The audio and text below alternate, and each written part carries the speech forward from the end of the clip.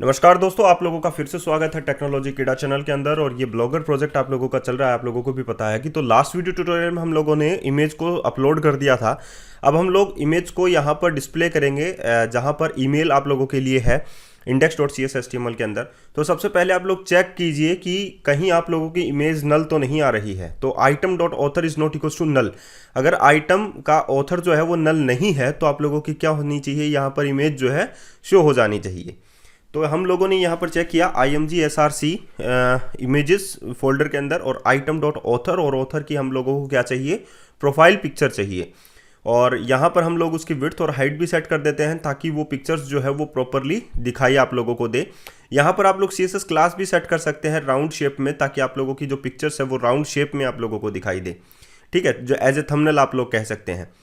तो जैसे ही मैं पोस्ट पे क्लिक करता हूँ तो यहाँ पर जो पिक्चर्स है वो शो हो रही है, ये देखिए एक स्क्वायर बॉक्स के अंदर। और जैसे ही मैं एडिट पर क्लिक करता हूं तो ये एप्लीकेशन यूजर आईडी यहाँ पर शो हो रही है एडिट के अंदर, जबकि ऐसा नहीं होना चाहिए। तो हम लोग एडिट सेक्शन के अंदर जो पोस्ट कंट्रोलर है उसका एडिट सेक्शन के अंदर जो लास्ट में एप्लीकेशन यूजर आईडी आप लोगों को विजिबल हो रही है वो यहाँ से हम लोग डिलीट कर देते हैं। तो यहाँ से वो एप्लीकेशन यूजर आईडी जो है वो नहीं आएगी। ठीक है, तो अब दोबारा से हम लोग चेक कर लेते हैं कि एप्लीकेशन यूज़र आईडी आप लोगों के एडिट सेक्शन में आ रही है या नहीं आ रही है। प्रॉपरली डाटा जो है वो चेक आप लोगों का होगा। तो ये देखिए, पासवर्ड, यूज़र नेम पासवर्ड हम लोग डाल देते हैं और पोस्ट पर जाकर क्लिक करते हैं और चेक करते हैं कि एडिट सेक्शन के अंदर वो आ रही है नहीं आ रही है। ठीक है, तो अभी हम लोगों ने एडिट सेक्शन से भी वो चीज़ें हटा दी हैं। अब आप लोगों के पास बहुत सारी क्वेरी बनती हैं कि हमारे पास पब्लिश्ड डेट से रिलेटेड जो डाटा है, मेटा डाटा जो है वो क्या होना चाहिए। जैसे कि ड्राफ्ट में भी बनता है डाटा, हम अपनी पोस्ट को ड्राफ्ट भी कर सकते हैं, हम अपनी पोस्ट को स्केड्यूल्ड भी कर सकते हैं, हम अपनी पोस्ट को पब्लिश्ड भी कर सकते हैं। तो यहाँ पर समथिंग कुछ चेंजेस होना चाहिए। ठीक है, तो हम लोग क्या करते हैं, जैसे ब्लॉगर में चेक कर लेते हैं कि यहाँ पर कुछ ऑप्शन आप लोगों के पास है। तो जस्ट आप लोग गूगल के अंदर टाइप कीजिए ब्लॉगर और यहाँ पर आप लोग चेक कर लीजिए। यस, ये देखिए पब्लिश्ड लिखा हुआ है डेट में, कुछ में ड्राफ्ट भी लिखा होगा और कुछ में स्केड्यूल्ड भी लिखा होगा। तो यहाँ पर ये ऑप्शन जो है आप लोगों के पास आता है ऐसा, और इस प्रकार का जो लिस्ट व्यू आप लोगों के पास विजिबल होता है। तो हमारा व्यू ये है, हम लोगों ने अभी बूटस्ट्रैप नहीं लगाई है, अप्लाई नहीं की है। हम लोग पहले फंक्शनलिटीज़ पे ध्यान देते हैं ताकि आप लोगों को एक डेवलपर पहले बनाया जाए ताकि आप लोग डिज़ाइनर बाद में बन लें। ठीक है, तो यहाँ पर हम लोग क्या करते हैं, एक इन्यूमरेशन हम लोग सेट कर देते हैं कि हमारी जो पोस्ट है वो पब्लिश्ड है, स्टेटस के टाइप पे, स्टेटस के प्रकार की, कि पोस्ट का जो स्टेटस है वो क्या है, पब्लिश्ड है, ड्राफ्ट है या स्केड्यूल्ड है। तो हम लोगों ने एक इनम यहाँ पर बनाया जिसका नाम जो है वो पोस्ट स्टेटस हम लोगों ने रख दिया। और जो उसके अंदर जो वैल्यूज़ हैं वो क्या डाली हमने, 0, 1 और 2 में। पहले 0 पे हम लोगों ने ड्राफ्ट सेट कर दिया, पब्लिश्ड जो है वो 1 पे सेट कर दिया। अब इस पोस्ट स्टेटस को हम लोगों को क्या करना है, इस पोस्ट स्टेटस को एज ए ऐड करना है हम लोगों को। तो हम लोगों ने क्या ऐड कर दिया, एक इन्यूमरेशन यहाँ पर ऐड कर दिया, पोस्ट स्टेटस। और यहाँ पर स्टेटस ऑफ द पोस्ट आप लोग लिख सकते हैं कि पोस्ट का जो स्टेटस है वो क्या है एक्चुअली में। तो ये बात भी आप लोगों को आई थिंक समझ में आ गई होगी। देखिए, पोस्ट का स्टेटस जो है वो डिपेंड करता है बूलियन प्रॉपर्टी पे कि एक यूज़र को पोस्ट कब दिखाई देनी चाहिए, जब वो पब्लिश्ड हो जाए तभी वो यूज़र जो है वो उसे देख सकता है। लेकिन एडमिन तीनों को देख सकता है, चाहे वो पब्लिश्ड हो, चाहे वो ड्राफ्ट हो या स्केड्यूल्ड हो, तीनों को देख सकता है क्योंकि उसने ने पोस्ट जो है वो लिखी है। लेकिन यूज़र जो है, एंड यूज़र जिसके हम लोग बात करते हैं, वो बूलियन प्रॉपर्टी के बेसिस पर रहेगा कि उसे देख सकता है। अब हम लोगों ने क्या कर दिया, स्केड्यूल्ड भी ऐड कर दिया है 2 के साथ। लेकिन हम लोगों ने क्या ऐड किया है, यहाँ पर पोस्ट विजिबिलिटी ऐड की है कि पोस्ट विजिबिलिटी यानी ट्रू होगी तो आप लोगों को यानी एंड यूज़र को भी वो चीज़ें जो है वो दिखाई दे देगी। तो ये तो हम लोग बाद में हैंडल कर लेंगे क्योंकि इसमें कोड बहुत ज़्यादा लिखना पड़ेगा हम लोगों को। हम लोग क्या करते हैं, ऐड करते हैं एक नई चीज़ यानी कि पेजिंग भी ऐड करेंगे। लेकिन अभी हम लोग माइग्रेशन अप्लाई कर देते हैं इस पोस्ट के लिए ताकि ये दोनों प्रॉपर्टीज़ जो हैं वो ऐड हो जाएँ इन्यूमरेशंस के साथ। तो हम लोगों ने यहाँ पर लिख दिया है ऐड माइग्रेशन पोस्ट पब्लिश यानी कि हम लोगों ने पोस्ट का स्टेटस जो है उसके बेसिस पे हम लोगों ने ये माइग्रेशन अप्लाई कर दिया है पोस्ट पब्लिश्ड के नाम से। और अपडेट डाटाबेस यहाँ पर लिख देते हैं और ये दोनों फील्ड जो हैं वो डाटाबेस में ऐड हो जाएंगी सक्सेसफुली। तो ये ऐड हो चुकी हैं। अब देखिए हमारे पास क्या है, हमारे पास है कि एक नई फीचर, जैसा कि मैंने कहा था आप लोगों को कि मैं पेजिंग आप लोगों को बताऊंगा। लेकिन क्या आप लोगों को पता है कि पेजिंग जो है कैसे अप्लाई की जाती है? अगर आप लोगों को देखना है और सीखना है कि पेजिंग कैसे अप्लाई करते हैं, तो टेक्नोलॉजी कीड़ा के इस ASP.NET कोर ट्यूटोरियल्स में जाइए और 61 नंबर का जो वीडियो है उसमें पेजिंग्स को समझाया गया है। माइक्रोसॉफ्ट के द्वारा जो पेजिंग्स हमें प्रोवाइड की जाती है उसी को मैंने इसमें बताया है, और ये पेजिंग जो है मैंने इसमें कंप्लीट में सिखाई है। लेकिन अभी मैं जो काम में लूँगा वो ये देखिए कॉपी पेस्ट करूँगा वही कोड। अगर आप लोगों को सीखना है तो 61 वीडियोस को आप लोग देख सकते हैं, वहाँ पर आप लोगों को कंप्लीट जो है जानकारी मिल जाएगी कि पेजिंग कैसे काम कर रही है, कैसे कैसे फंक्शंस जो है वो कॉल हो रहे हैं। अगर आप लोगों को जस्ट कॉपी पेस्ट करना है तो माइक्रोसॉफ्ट के ऑफिशियल वेबसाइट से आप लोग जो है जा सकते हैं, गूगल कर सकते हैं ASP.NET पेजिंग, ASP.NET कोर पेजिंग्स। सबसे पहले मैं एक क्लास बनाऊंगा अपने इस प्रोजेक्ट के अंदर, मॉडल फोल्डर के अंदर ही हम लोग पेजिनेटेड लिस्ट के नाम से एक क्लास बना लेते हैं, पेजिनेटेड लिस्ट। और ये जो कोड है वो जस्ट कॉपी एंड पेस्ट करना है क्लास से लेकर आगे तक।